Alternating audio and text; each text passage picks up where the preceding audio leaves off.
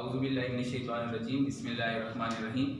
आज हम अल्लाह के बबरकत नाम से फर्स्ट ईयर के कोर्स का आगाज़ करते हैं और जो फर्स्ट चैप्टर का नाम है वो है कम्प्लेक्स नंबर। और कम्प्लेक्स नंबर को जानने से पहले हम इस तरह करेंगे कि इस में हम पहले रियल और इमेजिनरी जो प्रीवियस क्लास में हमने पढ़ा तो उसको थोड़ा हम दोबारा देख लेते हैं और फिर ताकि हमारे पास कम्प्लेक्स नंबर को समझना ज़्यादा आसान हो जाएगा। अब सबसे पहले हम रियल करते हैं। रियल नंबर क्या है? तो रियल नंबर्स हमारे पास इसको हम डिफाइन कर सकते हैं। मसलन पहली जो डेफिनेशन है इसकी, the number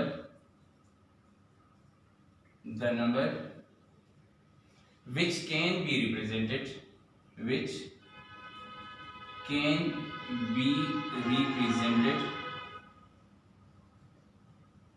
on number line. यानी कि हम इसको क्या करेंगे, हम नंबर लाइन पे ऑन नंबर लाइन हम, यानी कि ये रियल नंबर ऐसे नंबर हैं जिनको हम नंबर लाइन पे रिप्रेजेंट कर सकते हैं। नंबर लाइन क्या है? नंबर लाइन हमारे पास ये है। ये हमने 6 में 7 में इन क्लासेस में इसका कॉन्सेप्ट पढ़ा है। फॉर एग्जांपल ये मैं सेट ऑफ इंटीजर ले लेता हूँ 1 2 3 4 और 5। यहाँ पे -1 आ जाएगा, यहाँ पे -2 आ जाएगा, यहाँ पे -3, यहाँ पे -4 अप टू सो ऑन। ये कहाँ तक जाता है? ये 1 2 3 अप टू इन्फिनिटी तक जाएगा। और ये कहाँ तक जाता है? ये -1 -2 -इन्फिनिटी के दरमियान जाएगा। अब इसका मतलब ये हुआ कि ये जो नंबर लाइन पे हम रियल नंबर्स की बात करते हैं तो इसका मतलब है कि ये प्लस इन्फिनिटी से माइनस इन्फिनिटी तक जो नंबर यानी प्लस इन्फिनिटी और माइनस इन्फिनिटी के दरमियान जो नंबर हैं और जिनको हम इस नंबर लाइन पे रिप्रेजेंट कर सकते हैं वो रियल नंबर्स कहलाएंगे। एग्जांपल है जैसे 3 आपने देखा, 3 आपके पास एक रियल नंबर है, -2 है रिप्रेजेंटेड है, ये भी रियल नंबर है। जैसे मैं 2.5 करता हूँ, देखो बिल्कुल ये 2.5 यहाँ पे आ जाएगा 2 और 3 के दरमियान। अगर 2.1 है तो थोड़ा 2 के यहाँ पे पॉइंट ले लेते हैं 2.1। इसी तरह अगर आप 0.5 करेंगे तो 0.5 आ जाएगा। तो ये 3/4 है विच इज इक्वल टू 0.75। 3/4 0.75 पे है तो कहाँ पे रिप्रेजेंट करेंगे? यानी 0.75, यानी कि आप ये 0.5 आ गया, ये 6 आ गया, ये 7 आ गया और ये 8 और 7 के दरमियान वाला पॉइंट जो होगा विल रिप्रेजेंट 0.75। अब इसका मतलब ये हुआ कि जो हमारे पास वो तमाम नंबर जिनको हम इस नंबर लाइन पे रिप्रेजेंट कर सकते हैं that will be real numbers. दूसरी डेफिनेशन इनकी ये है, union of rational and irrational number.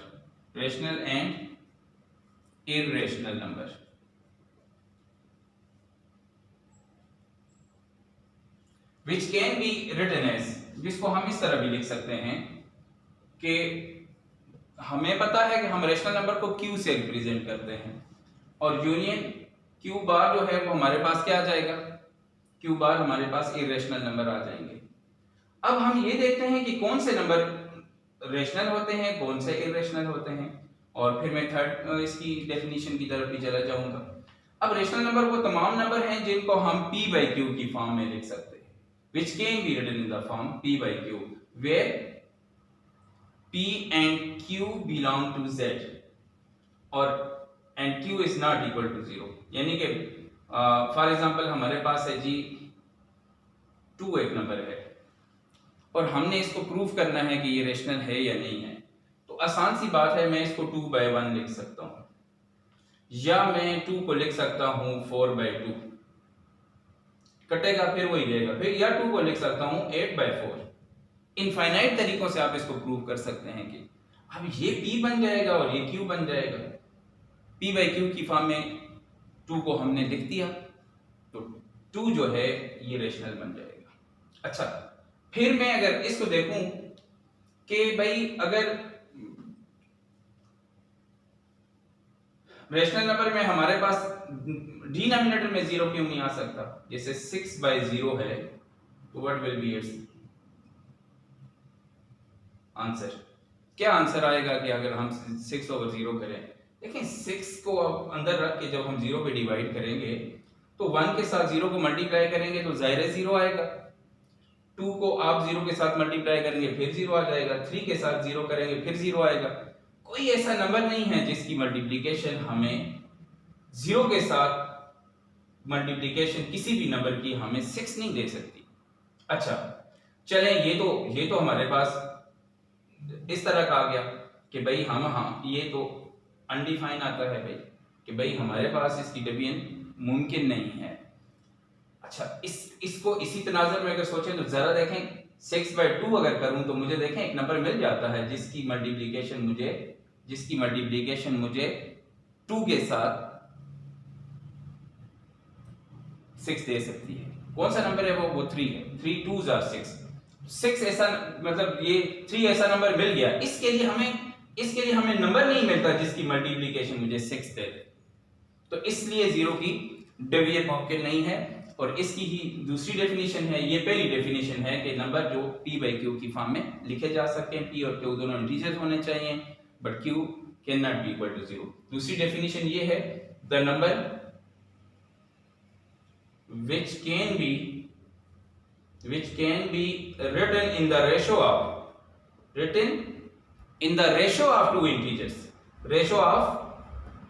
two integers, वो नंबर जिनको हम 2 इंटीजर्स की रेशो में लिख सकते हैं where denominator cannot be equal to 0, where denominator can't be 0। इसको आपने 0 नहीं करना। अच्छा 0 नहीं करना तो मसलन ये फिर किस किस्म का हमारे पास, इसको हम यानी कैसे लिखेंगे? इसको हम फॉर एग्जांपल मैं लेता हूं जी 8 लेता हूं। 8 हमारे पास क्या है जी? 8 को मैं क्या लिख सकता हूं? 8 को मैं लिख सकता हूं 16/2। 8/1 भी लिखा जा सकता है। अब ये कटेगा, क्या ये इंटीजर नहीं है? बिलोंग करते हैं इंटीजर। अगर आपके ज़हन में अभी तक इंटीजर का कोई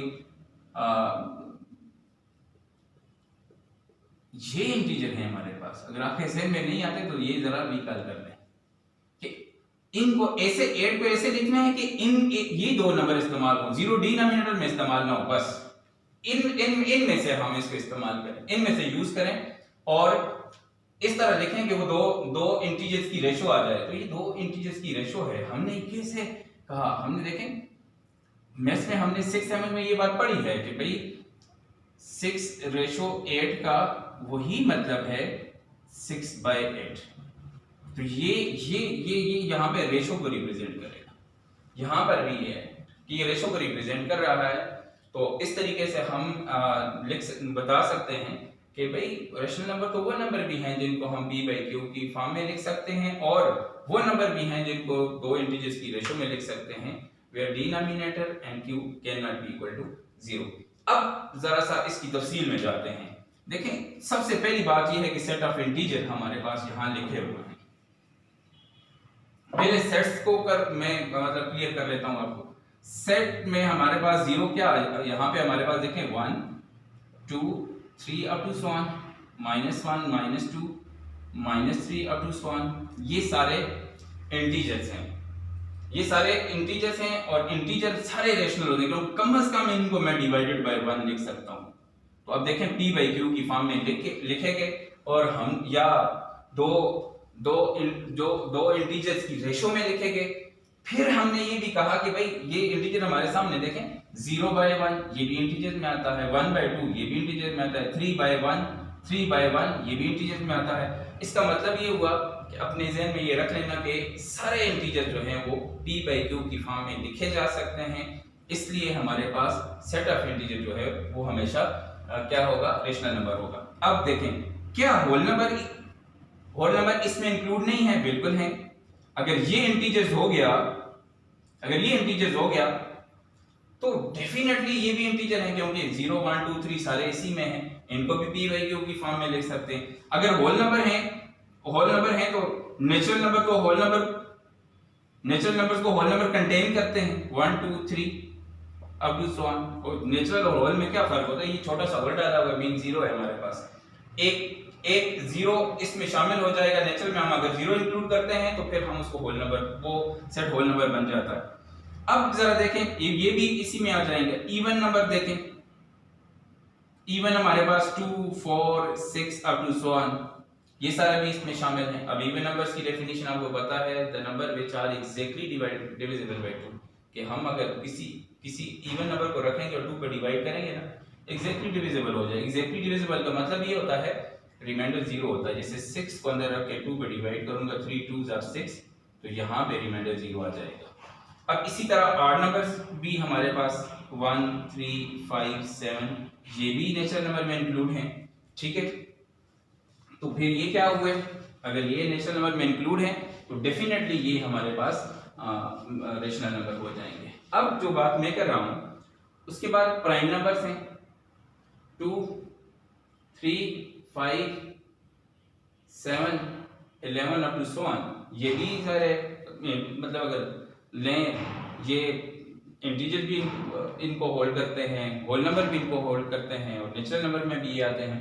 अब प्राइम नंबर्स कौन से होते हैं, वो नंबर होते हैं जिनके सिर्फ 2 डिवाइजर होते हैं, the number which have only 2 divisor, the number itself and 1।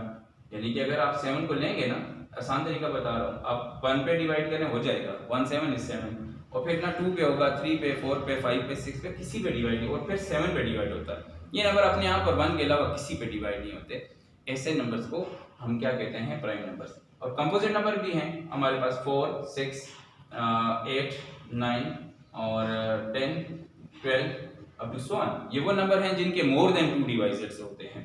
अब फॉर एग्जांपल 12 को देखो, 1 भी डिवाइड करता है, 2 के टेबल में आता है, नहीं आता है, 3 के टेबल में भी आता है, 6 के टेबल में भी आता है, 4 तो मुझसे रह गया, 4 के टेबल में भी आता है और 12 के टेबल में भी आता है। तो हमने तो कहा कि जिसके मोर देन 2 डिवाइजर्स हों, तो जाहिर है मोर देन 2 डिवाइजर्स हैं तो this will be complex number, sorry composite number हो जाएगा।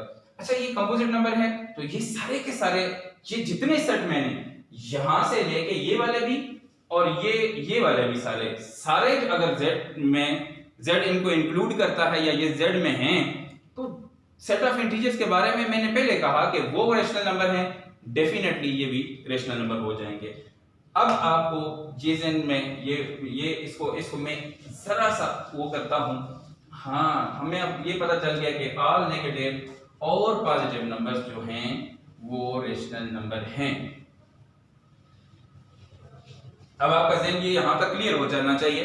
तमाम नेगेटिव पॉजिटिव नंबर जो हैं वो हमारे पास क्या है, वो हमारे पास रेशनल में आते हैं। अब जरा मैं फ्रैक्शंस को जरा डिस्कस कर लेता हूं। 1/2 क्या ये हमारे पास रेशनल में आता है? बिल्कुल आता है।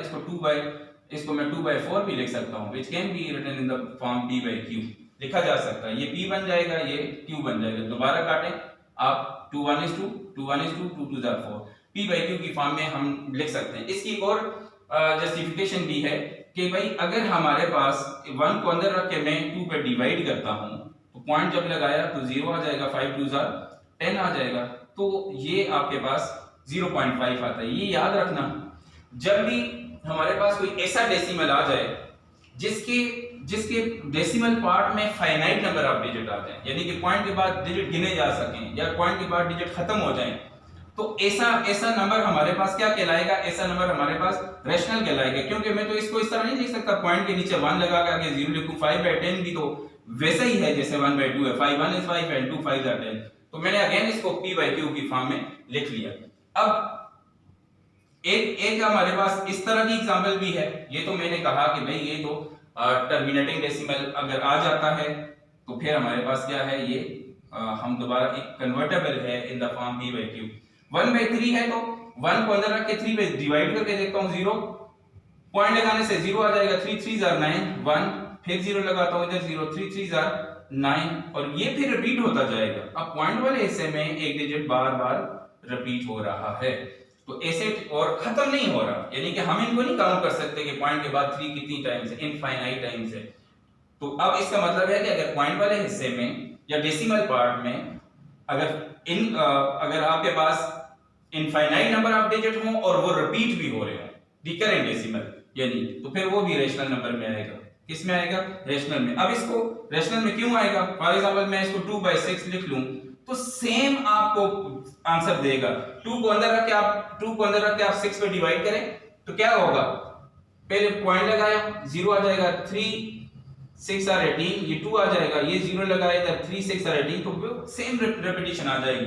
इसका मतलब ये है कि ये इंशाल्लाह हम 4th चैप्टर में इनका सम करने का तरीका भी पढ़ेंगे कि अब मैंने वो अपने तरीके से समझा दिया कि भाई इसको 2/6 करें तो ये p/q की फॉर्म में लिखा जा सकता है, this is p and this is q, तो फिर हमारे पास ये भी रेशनल हो गए। अब जरा अब एक इंपॉर्टेंट पॉइंट मेरे ज़हन में आ गया। इसका मतलब है कि तमाम फ्रैक्शंस, ऑल फ्रैक्शंस आर, ये याद रखना, all fractions are rational number, fractions are rational number,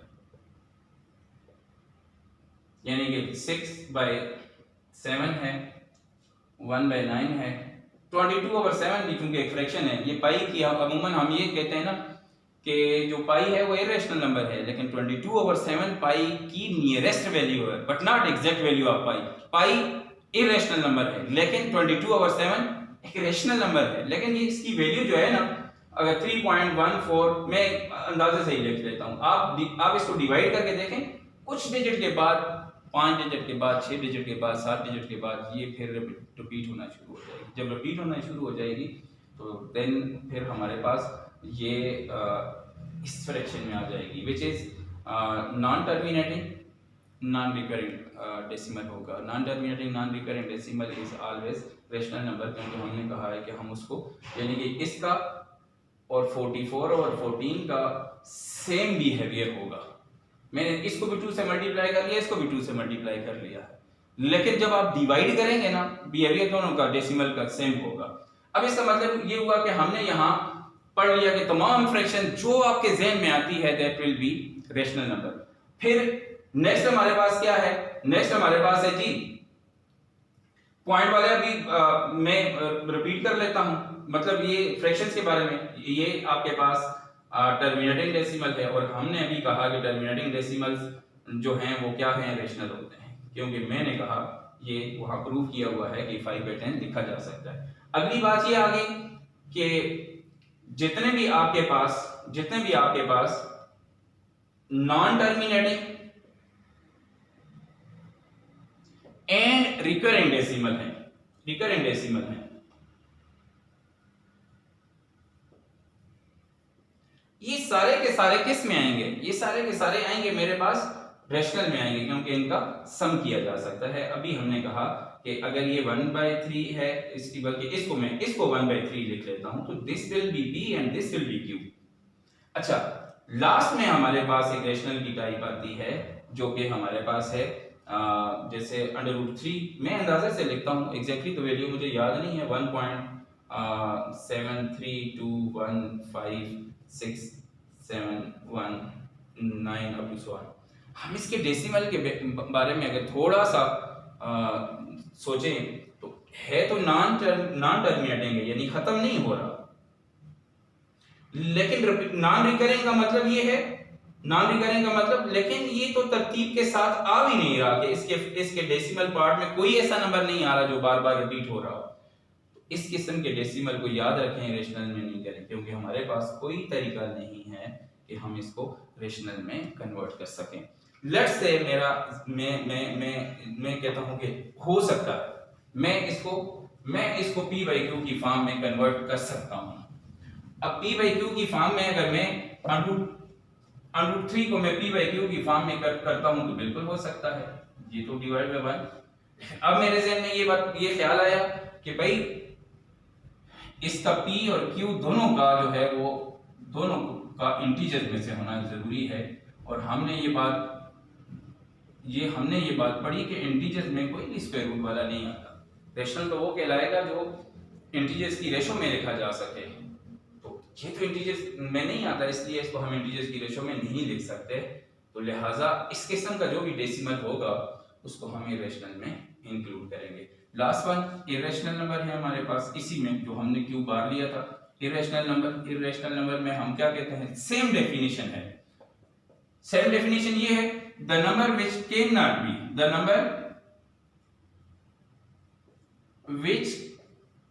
can not B written in the form P by Q, where P and Q belong to Z and Q is not equal to 0। ये ऐसे number हैं जो P by Q की form में नहीं लिखे जा सकते, इनको हम नहीं लिख सकते। और ये बात अभी हमने की कि यहाँ पे मैंने ये बात प्रूव करवा दी कि भाई अगर √3 को मैंने लिया √3 1.732169 ये तो इसके डेसिमल का बिहेवियर इस किस्म का आएगा, ना तो ये टर्मिनेट हो रहा है ना रिक्वेयर हो रहा है। जो डेसिमल ना टर्मिनेट हो रहे हैं और ना रिक्वेयर हो रहे होंगे वो हम इरेशनल में उसको इंक्लूड करेंगे, क्योंकि किसी भी सूरत में हम इसको P by Q की फॉर्म में नहीं लिख सकते। इसके लिए आप लिखेंगे ऑल स्क्वायर रूट ऑफ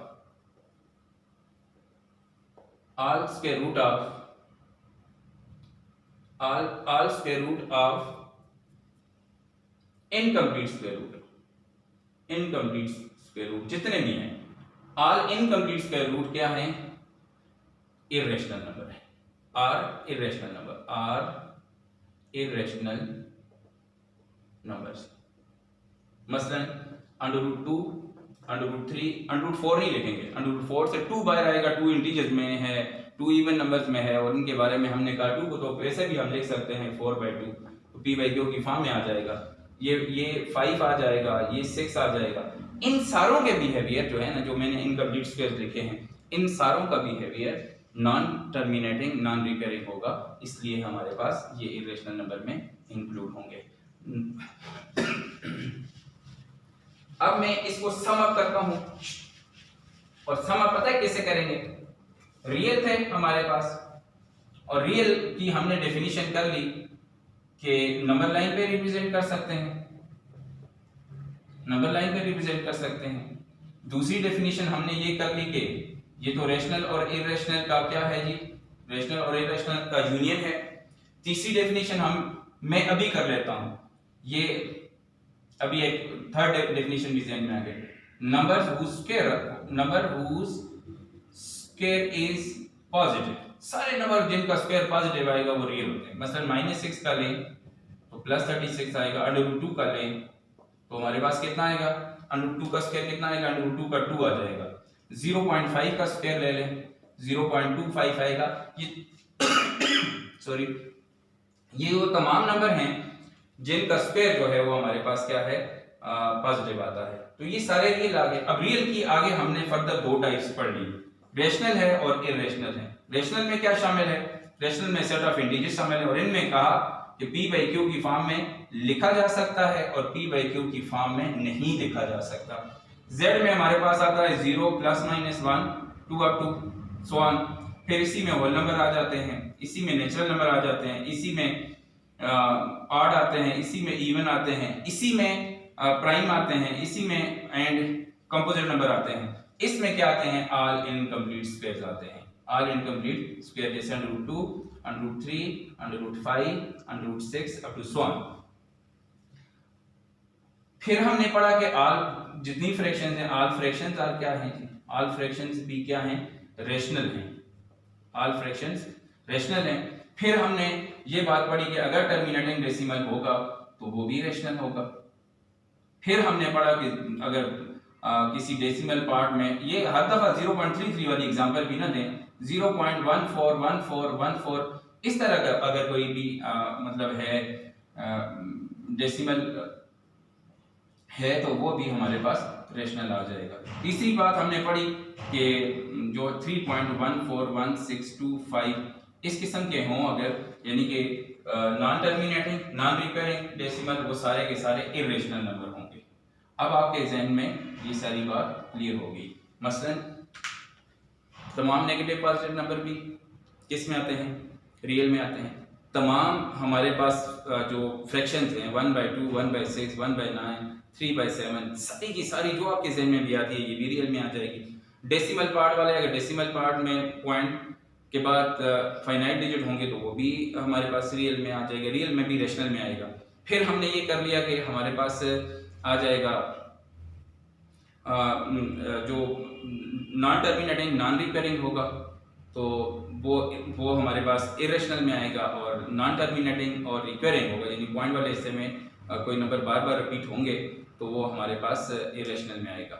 फिर लास्ट वाले रह गए कि जिन पे स्क्वायर रूट हो तो क्या करेंगे, जिन पे स्क्वायर रूट है, अगर इनकम्प्लीट स्क्वायर रूट है तो वो हमारे पास इरेशनल नंबर में आते हैं। अगर उनका स्क्वायर रूट जो है, जिनका स्क्वायर रूट जैसे ये है, ये सारे हमारे पास इरेशनल में आते हैं। अब अगर हम हर नंबर के बारे में सोचें तो हम आसानी से बता सकते हैं कि ये रियल है या नहीं है, और अगर रियल है तो रियल में रेशनल में इसको रखेंगे या इरेशनल में। आपने होमवर्क में ये करना है, एक तरफ आपने रियल नंबर लिखने हैं, रियल नंबर में भी आपने खुद कैटेगराइज करना है इसको, कि हमारे पास 5 नंबर ऐसे लिखने हैं जो कि हम जिनको हम रेशनल में प्लेस कर लें, और 5 नंबर की एग्जांपल्स आपने देनी है जिनको हम इरेशनल में प्लेस कर सकते हैं।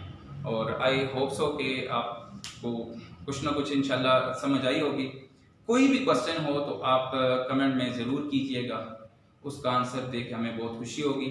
और इसको बार बार देखें, कहीं पे कोई इम्प्रूवमेंट हो तो सजेशन भी ज़रूर दें। बहुत शुक्रिया। अल्लाह हाफ़िज़। अस्सलाम वालेकुम।